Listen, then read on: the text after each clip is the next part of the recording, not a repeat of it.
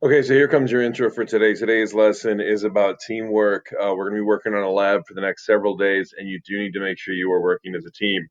Now, I know that that is a daunting task for some of you, especially considering how we're going to break down our lab groups on this. Some of you are thinking, well, can't I just work alone? And the answer is no, you do need to actually have teamwork. Now, no matter what your team is, I mean, I'm working with Team Awesome, the dream team. Quality content, we are totally killing it, obviously, because everybody on my team was versions of me.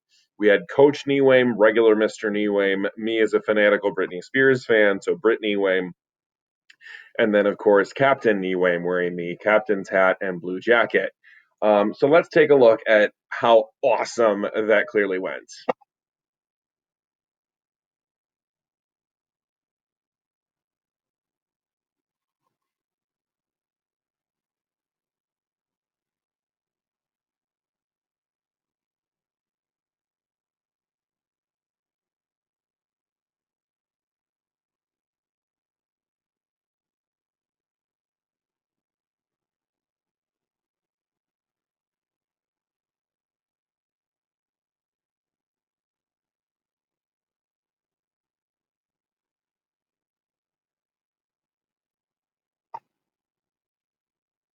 All right, well, as you can see, fail.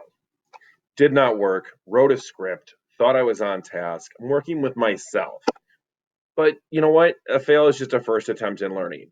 We're going to go ahead and work on this project. You're going to have two parts to it, doing an individual part and doing a group part. I'm going to explain that in a minute, how that's going to look and what it's going to work like.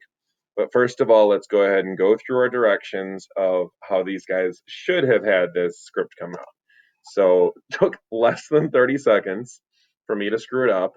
Screwed up the intros, so it took less than 5 seconds. But within 30 seconds, all four of them were talking at once, even with a script. So let's get those four back on the screen, at least with still shots of them, and here's how it should have looked.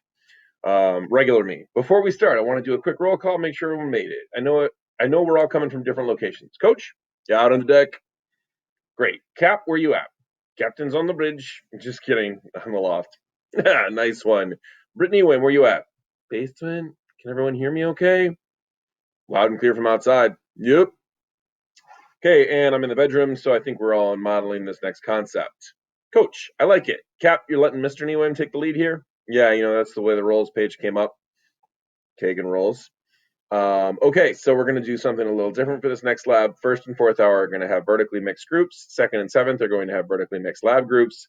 So each class is going to have no more than two people in a lab group, and you'll have to work sharing resources and ideas via Google Docs and the lab materials, notes to each other, etc. From the basement. Are we sure this is going to work? I mean, this sounds pretty crazy. The students won't actually see each other. Regular me.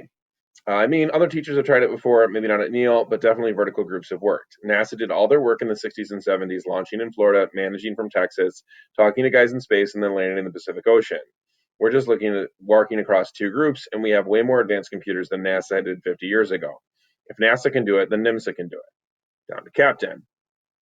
I suppose we're working vertically now. I mean, we're not in the same room. People play video games without interacting all the time. I know a couple of guys in my fantasy league, but we managed to make drafts work twice a year and communicate with each other respectfully, even if there's some playful jabbing during the drafts. We don't sit in the same room for the draft, just at home talking about recipes and our local teams, even though we don't really know each other in person. Coach, yeah, I think it makes sense. My team manages to support one another even though they're on different courts during a match. There's definitely plenty of examples of people working together vertically. They don't need to be in the same room to complete this lab, and it should help you as students prepare to work as part of a group when you get into the working world. People are often on teams with jobs where they do not interact in person. Okay, so let's review the lab real quick. And I'm gonna skip this part because I review the lab in the next section anyhow, so I'm not gonna do it here. Blah blah blah, keeping everyone on task. Hey coach, can we get an estimate on how this will go? Yeah, let me do a quick calculation. I think we have a 32.33% chance, repeating obviously, of this project going well, which when we consider that an I did not try on the omelet scale is a 4 out of 8, that means we're looking at probably a 7. I mean, 50% plus 32.33 is a B minus. So that's a 7 on the omelet scale. Me. Well, that's better than we usually do. I think it's a pretty good plan. So as long as everyone does the role, stays on task, Leroy Jenkins. And you can see screaming it out, ready to go. Cap wants to know what just happened. Apparently, coach disappeared, so I even screwed it up here in the PowerPoint. Did Brittany Wim just jump into the project without receiving a role? Seriously, Brittany Wim, you're an idiot. Coach back. Hey, at least I have chicken. Okay, so you're gonna get your roles here. I'm guessing coach is gonna pop back in. You're gonna get your roles here, and we are going to take a look at how this project will actually work with a video that I did not screw up by trying to record 4 versions of myself at the same time. So I'm going to turn it over to that explains the lab and get you your lab roles and get you started on this project. I am confident you can do better than I did. I did do my typical knee wave thing and try to do it in one take, but obviously it was a fail.